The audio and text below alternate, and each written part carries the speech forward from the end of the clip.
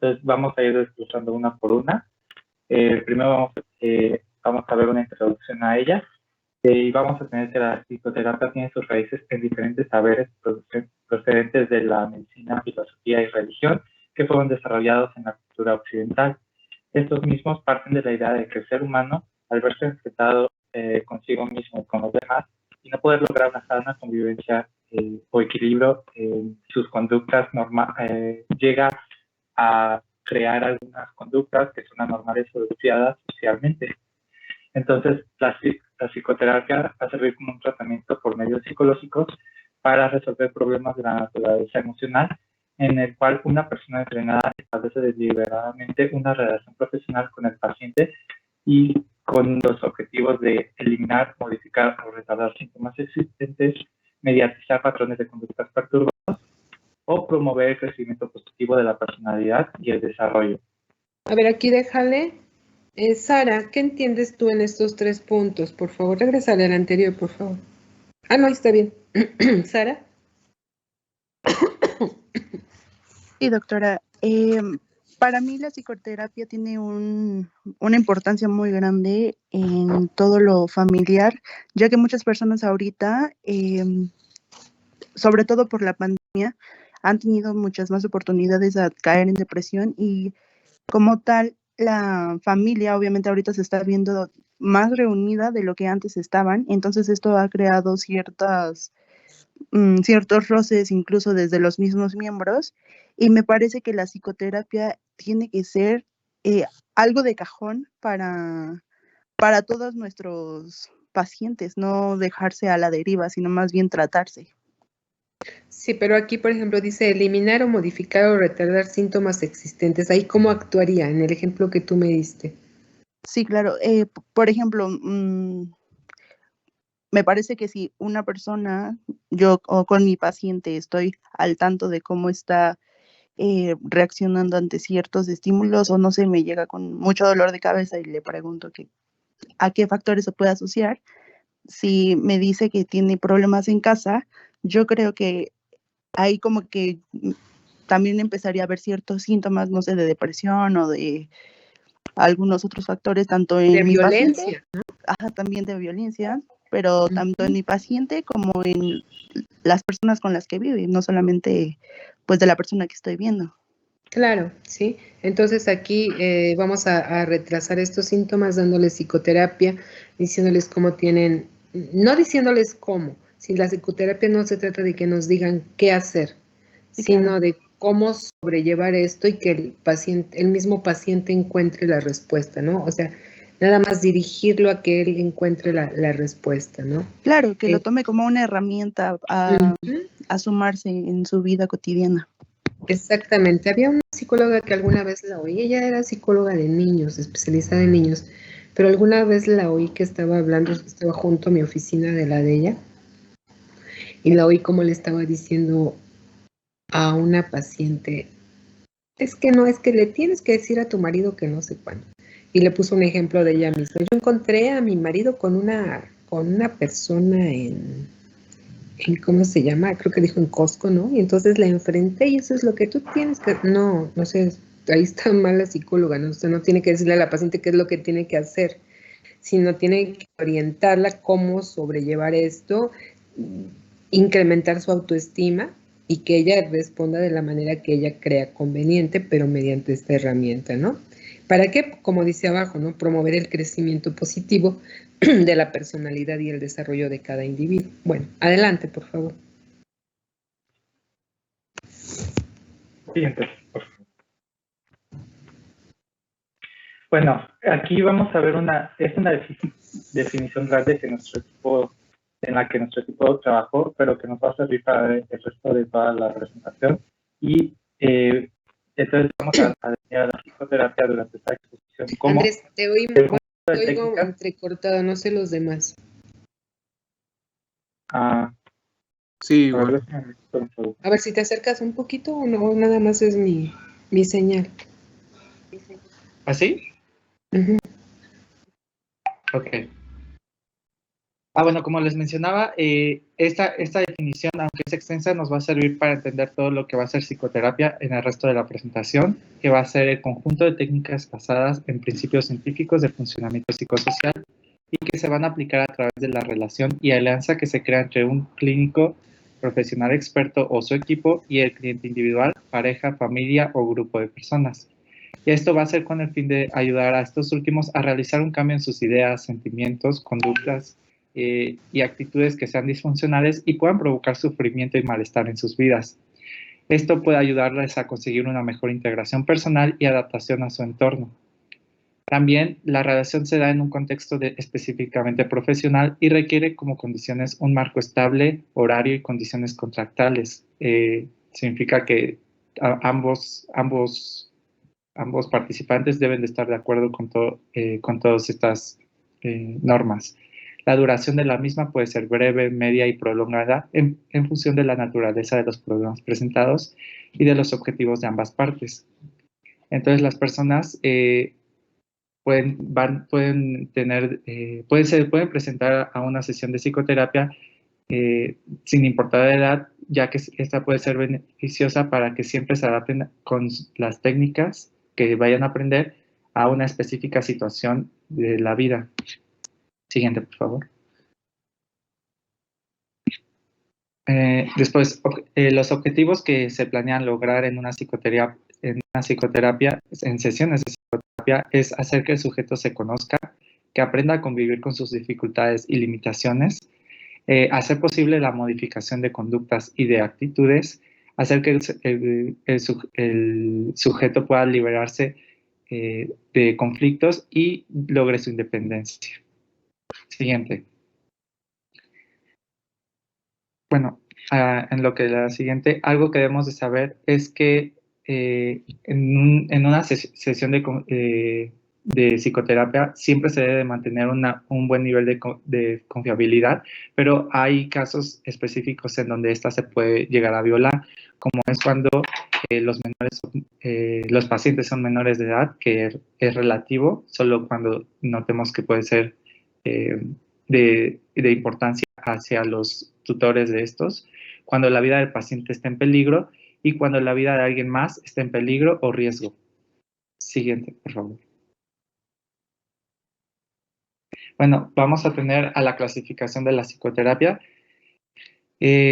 aquí dividida por capacidad para profundizar y al otro lado por abordaje. Para la capacidad para profundizar, la simple, podemos encontrar asesoría de acompañamiento, consejería o coaching. El intermedio, donde se logran abordar. Adelante. ¿Manda? No, perdón, es que me desconecté. Se fue la luz y se desconectó esto. Pero adelante. Sí.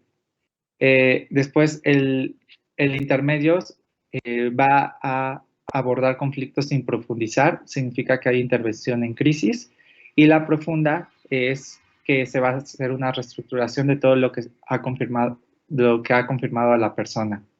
Después, la clasificación de la psicoterapia por abordaje, que vamos a ver más adelante, va a ser de manera individual, en pareja o en familia. Siguiente.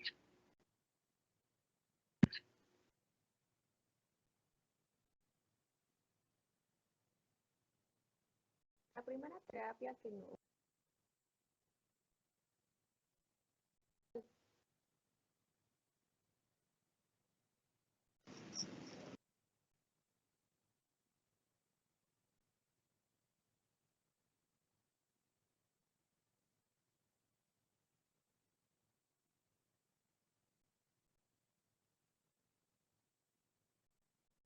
Un poquito el desarrollo. Porque nosotros. No te escuchas Casi bien, no Meli. te oigo. Ya. Perdón, ¿ya me escuchó? No escuchaba, pero ya, creo que ya. Sí, ya. ¿Ya? Ok. Entonces, bueno, les decía que vamos a hablar un poquito de cómo es que surgió toda la terapia conductual, para que veamos cómo es que el médico fue cambiando la percepción que tendía hacia la conducta.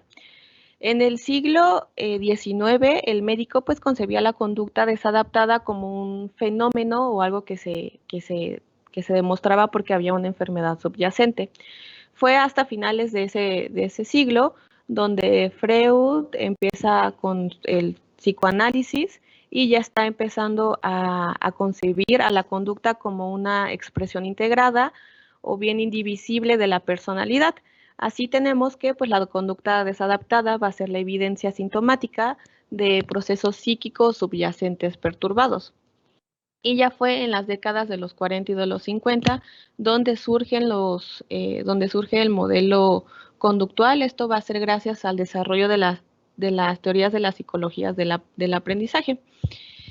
Y bueno, así se considera que la conducta humana va a ser aprendida bajo la asociación estímulo-reacción y los supuestos refuerzos que estas conductas estén teniendo. ¿Le puedes dar a la que sigue, por favor?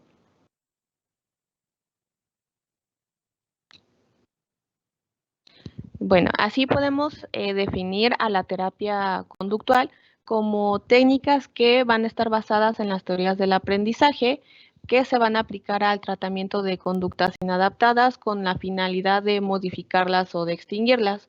O bien, visto de otra forma, es donde nosotros vamos a intentar alterar la emoción y el comportamiento humano con la finalidad de que estas modificaciones pues, sean beneficiosas para nuestro paciente. Entonces, estas terapias van a comprender tres cosas. La primera, un área de contenidos sustentados en teorías y en hallazgos procedentes del aprendizaje. La segunda, un objetivo terapéutico que pues trata de modificar la conducta. Y la tercera va a ser un enfoque ya específico metodológico del tratamiento, el cual pretende fomentar conductas socialmente deseables. Esto igual con el beneficio de nuestro paciente. ¿Le puedes dar a la que sigue, por fin?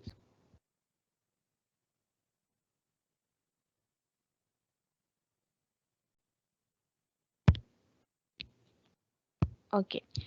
Bueno, vamos a tener los postulados básicos de las terapias conductuales, los cuales van a ser 5. La primera es que va a existir una continuidad entre la conducta normal y anormal. Entonces, si nosotros tenemos, o bueno, cualquier conducta, si se puede llegar a aprender, esto quiere decir que también nosotros podemos desaprenderla. También que la conducta desadaptada va a estar adquirida a través del aprendizaje como cualquier otra conducta, o sea que tal vez el paciente ha visto esos patrones y por eso los está repitiendo. Los síntomas van a ser las conductas alteradas y estos van a ser nuestro objetivo para tratar. La terapia de la conducta va a concentrarse en la conducta desadaptada y no en alguna causa que la esté originando. Y toda técnica clasificada bajo el rótulo de terapias de la conducta van a estar formuladas bajo fundamentos de la psicología experimental. Entonces, el conjunto de todos estos supuestos van a sustentar que cualquier terapia de la conducta, regrésale, por favor. Que cualquier terapia de la conducta se tiene que centrar, o sea, en este momento, en el momento en el que el paciente lo esté manifestando, y no tenemos que irnos a aspectos históricos o en aspectos de la vida del paciente por la cual está originándose esta conducta desadaptada. Y pues bueno, como tal, nuestro objetivo terapéutico fundamental va a ser el cambio de esta conducta específica, por lo cual nosotros tenemos que determinar cuál va a ser el tratamiento y tenemos que postular objetivos y planificarlos, y tiene que ser de manera individual, o sea, cada paciente va a tener diferentes necesidades y en base a estas necesidades es como nosotros vamos a ir planeando esta terapia. Ahora, si le puedes dar a la que sigue, por favor. Bueno, dentro de las terapias o dentro de la terapia de psicoterapia de la conducta vamos a tener diferentes técnicas o diferentes tipos de terapia que nosotros podemos emplear con que el terapeuta puede emplear con los pacientes. Estas se pueden clasificar de acuerdo con el modelo de condicionamiento clásico y el modelo del operante. Va a ser como una separación más didáctica, ya que pues realmente todas las técnicas están compartiendo estos dos principios. La primera va a ser la desensibilización sistemática. Entonces aquí al paciente se le enseña a experimentar relajación en lugar de ansiedad mientras imagina escenas de la vida real que le causan ansiedad, y así estas van a empezar a causar menos incomodidad. O sea que si tu paciente nos está presentando ansiedad porque tiene que hablar en público o algo por el estilo, nosotros vamos a antagonizar estas cosas con algo que le cause relajación para que esta ansiedad empiece a disminuir y pueda vencer como la fobia o el miedo de hablar en público.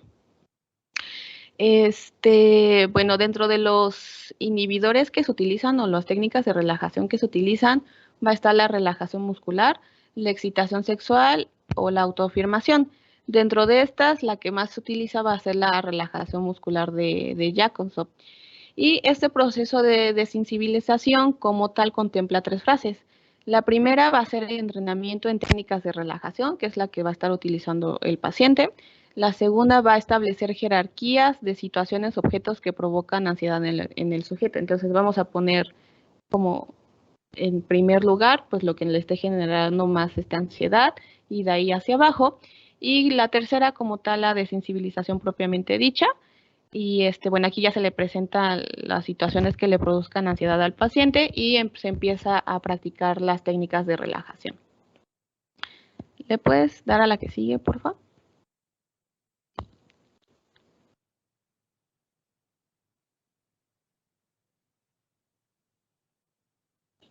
Ya se les cambió la diapositiva. Ah, no, ya. La segunda es el entrenamiento asertivo.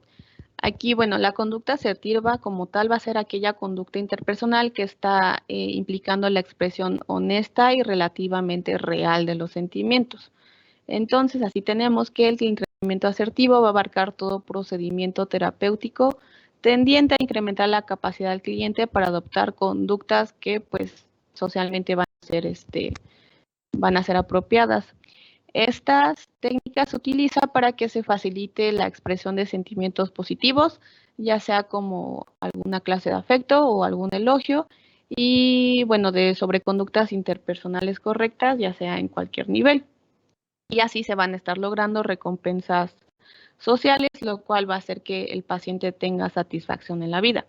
Las técnicas dentro de esto que se van a emplear va a ser ensayo de conducta, imitación feedback, procedimientos encubiertos y mecanismos de inhibición recíproca. En esto se va a utilizar una conducta asertiva como pues inhibidora de la angustia. La siguiente, sí, ya, la que sigue.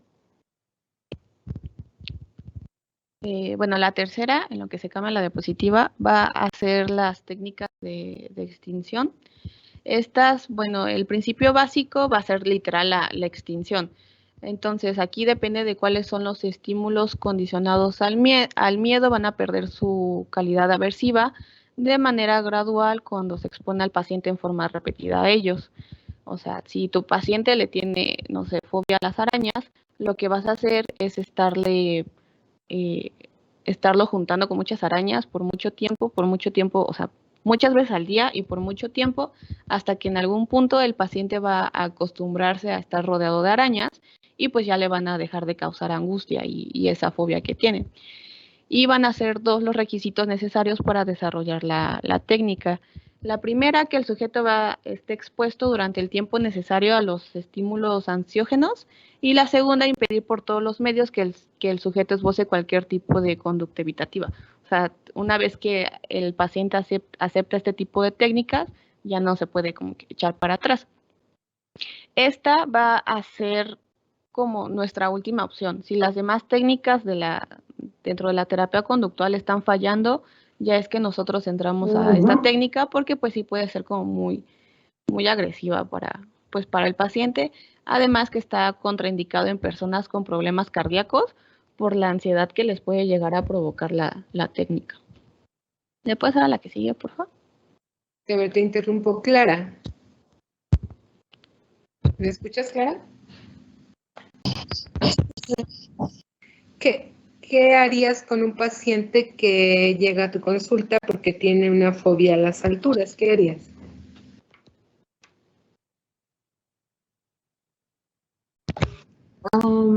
Pues yo creo que, como mencionó la compañera, primero sería importante ir a la desensibilización sistemática, porque como mencionaba en esta última, no podemos ir de primera opción y decirle, no, pues te vamos a subir a un rascacielos y te quedas ahí hasta que se te quite el miedo, sino tenemos que trabajar como mencionaba, con las técnicas de relajación y ver cómo es que va a ir progresando el paciente con este tipo de terapia, o al menos yo creo que sería la más adecuada para este tipo de paciente. Ajá, me hablaste de cuál sería la técnica más adecuada, pero esa no fue la pregunta. Itzel.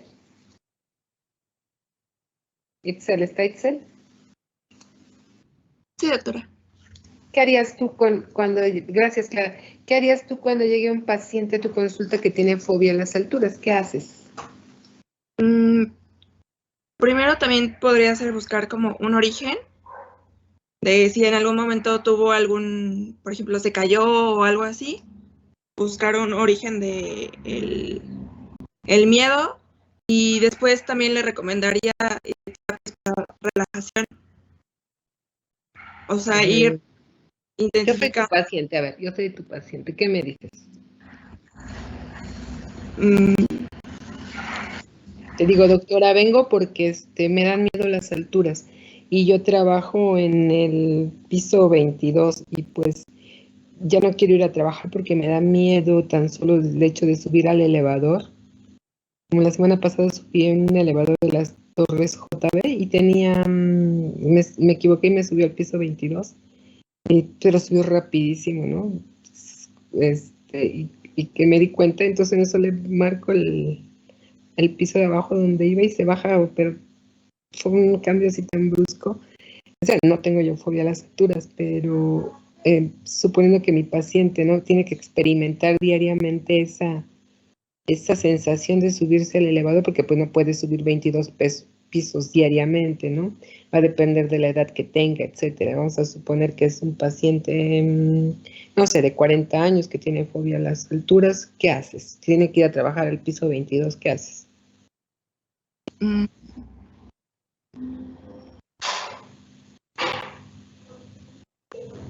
Pero es algo que ya he experimentado durante muchos años, ¿no? Porque ya lleva pues un periodo de tiempo largo trabajando ahí y hasta apenas comenzó a experimentarlo, ¿o es desde siempre? Puede ser cualquiera de las dos causas, que pues todos los días iba y no pasaba nada, pero ahorita de momento pues tiene esa pues sensación de miedo, que pues ya no quiere ir a trabajar porque pues tiene que ir al piso 22, o que no puede dormir, por ejemplo, porque ya pensando que mañana tiene que estar ahí, ¿sí?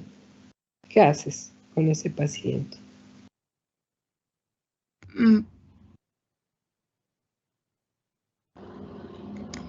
No sabría Clara decir. nos dio otra respuesta. No sabes cómo. A ver, ¿quién sabe qué hacer? Que no sea del equipo, a ver, ¿quién sabe qué hacer?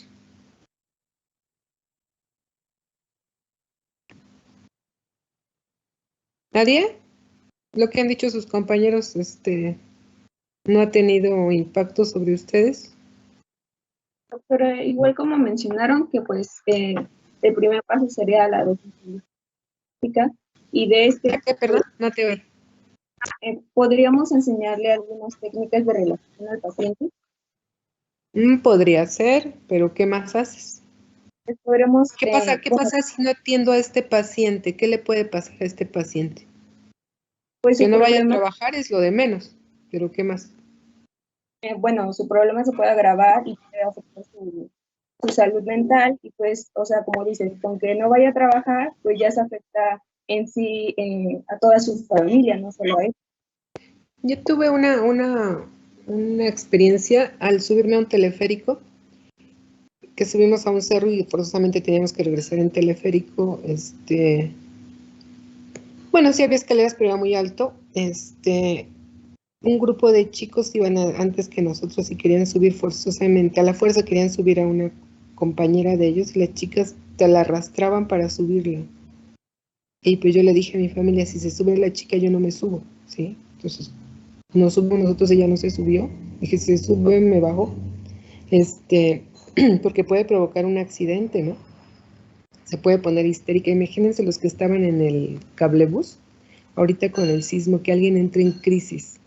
Yo creo que el quien se sube ahí es que no le teme a las alturas, ¿verdad? Pero de momento se puede presentar una crisis y con el sismo, pues más. Entonces, pues se puede provocar, si no iba a pasar nada, se puede provocar un accidente, ¿no?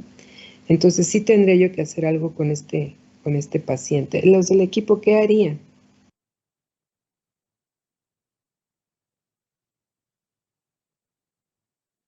Andrés, ¿qué harías?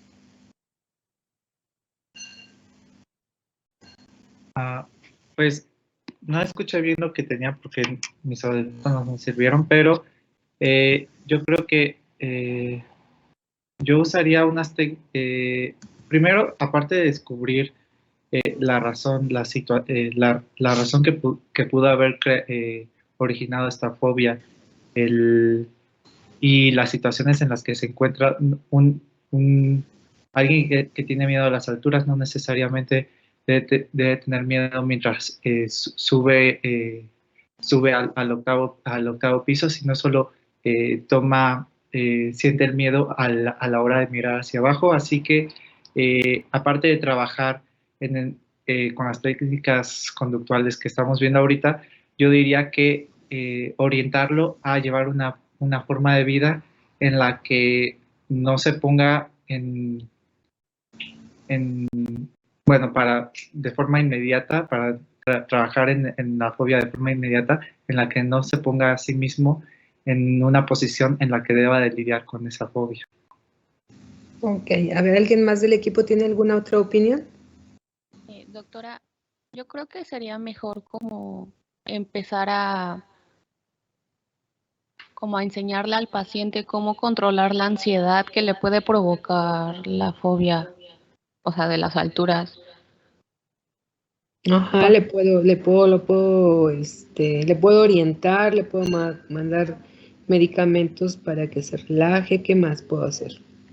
Lo más importante que yo tengo que hacer. A ver, alguien del equipo. ¿Para qué nos sirve la psicoterapia individual, familiar? O sea, nosotros como médicos familiares, médicos generales o médicos especialistas, si no somos psiquiatras, no le vamos a dar tratamiento.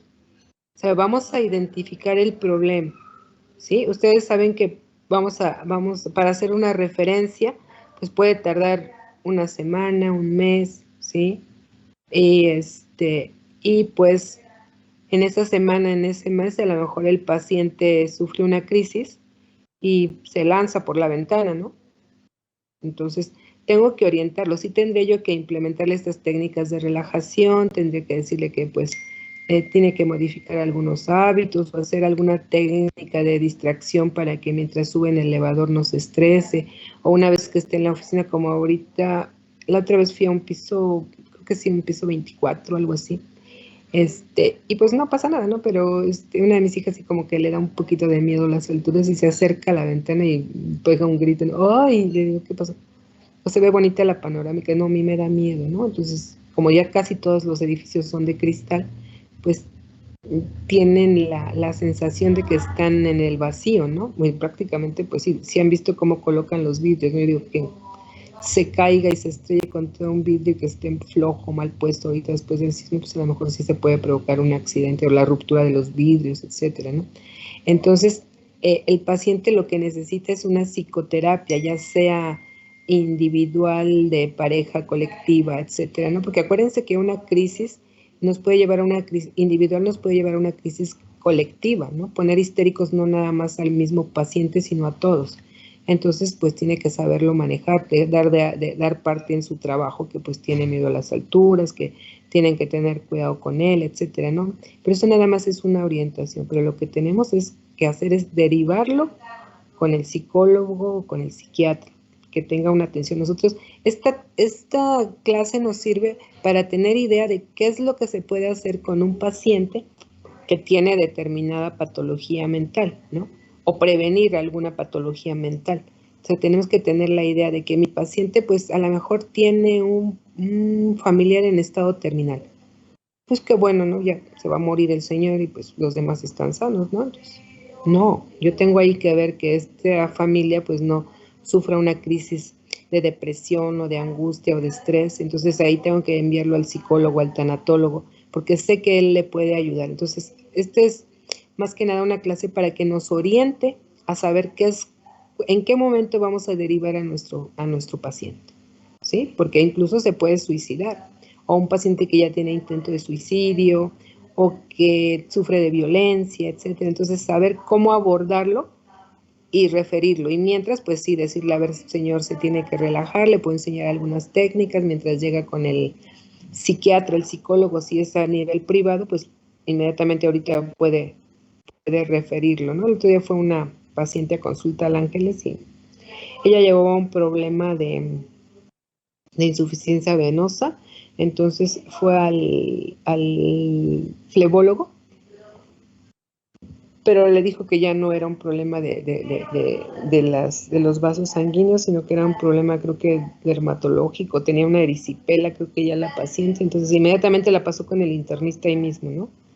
Pero eso es cuando tienes la oportunidad, pero cuando estás en un sistema público que te van a referir en un mes o en 2 meses, pues le das un tratamiento preventivo. Aquí en este caso sería una técnica de relajación, decirle a ver si tiene que relajar, etcétera, y pues lo más pronto que pueda ir al psicólogo, cambiar de trabajo, etcétera. Entonces, esto nos sirve para nosotros tener una orientación de cuándo y en qué momento lo tenemos que derivar, ¿sí? Porque a lo mejor te digo, el paciente se suicida y pues nadie hizo nada. Bueno, adelante, por favor. Espero haber respondido a esta duda, ¿no? Adelante. Sí, doctora, gracias. Bueno, las siguientes técnicas son las técnicas, perdón, es que se escuchaba medio raro. Bueno, las técnicas aversivas fueron de las primeras técnicas en emplearse en el campo de las terapias conductuales. Este término aversivo va a hacer referencia ya sea a una naturaleza desagradable o dolorosa que está conllevando un estímulo aplicado. Por ejemplo, una descarga eléctrica. Entonces, aquí se está empleando el principio clásico de modificar el estímulo cuando se empareja con algún suceso aversivo incondicionado, mientras el operante va a presentar una terminación o una evitación de los acontecimientos aversivos dirigidos a la conducta. Está un poquito enredado, pero bueno, aquí les voy a dar un ejemplo que yo siento que con esto como que va a quedarse un poquito más claro. Entonces, si tu paciente es alcohólico y lo que tú quieres es quitarle este alcoholismo, cuando tú veas que tu paciente empiece a tomar o que, empiece, sí, pues a tomar, lo que tú vas a hacer es aplicarle un estímulo doloroso para que esta persona empiece a asociar la toma de alcohol con este estímulo. Entonces, si tu paciente empieza a tomar y tú, no sé, lo cortas o le das como una descarga eléctrica un poco dolorosa, el paciente cada vez que tenga deseos de tomar o empieza a tomar va a estar asociando este dolor con la acción y va a empezar a modificar esta conducta. Pero pues bueno, esta es una técnica que está más indicada como para en áreas de drogadependencia, de alcoholismo, de desviaciones sexuales o de alguna delincuencia, pero se tiene que aplicar en condiciones muy bien controladas. ¿Te puedes dar a la que sigue, por favor? Las técnicas de biofeedback. Bueno, aquí el terapeuta va a informar al paciente de una serie de procesos fisiológicos de los cuales él pues no suele ser consciente, para que así el sujeto los empiece a percibir y empiece a ser capaz de controlarlos cada vez que él quiera. Los instrumentos pues tienen que ser sencillos para que nosotros facilitemos la información directa al paciente, ya sea de manera visual o auditiva o haciendo referencia a los cambios fisiológicos asociados a factores psicológicos. Dentro de las aplicaciones en las que se utilizan estas técnicas van a ser en problemas relacionados con trastornos musculares como tensión muscular o bien trastornos vasculares como hipertensión, arritmias y taquicardias y también por problemas de ansiedad, asma, insomnio, trastornos gastrointestinales y algunos otros. ¿Le puedes dar a la que sigue, por favor?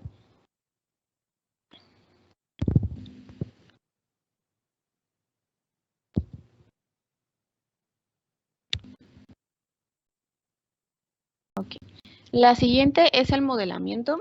Esta pues se basa en la idea de que un aprendizaje se puede verificar no solo como resultado de alguna experiencia directa, sino también como una función de estar presenciando o de ser testigo de un comportamiento y del resultado de un comportamiento, que este comportamiento está teniendo en otras personas.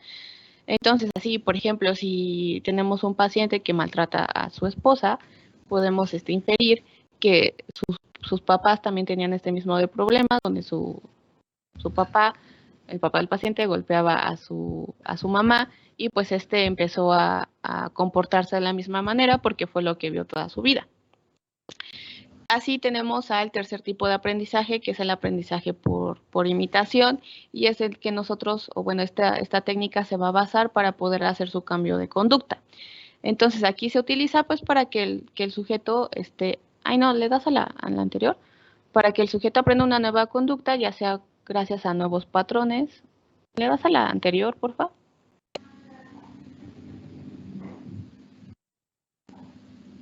Ajá. Se me olvidó que estaba diciendo. El paciente va a aprender nuevas conductas, esto con arreglo a nuevos patrones, a facilitación de conductas apropiadas, o bien desinhibición de conductas evitativas y extinción del miedo y de la ansiedad. Entonces aquí lo único que se hace es que el terapeuta como que hace la acción de cómo debería de reaccionar el paciente ante tal situación, y el paciente lo que tiene que hacer es irlo imitando hasta que pues ya en algún punto él pueda reaccionar de esta forma sin que alguien le esté diciendo cómo hacerlo. ¿Le das a la que sigue, por favor?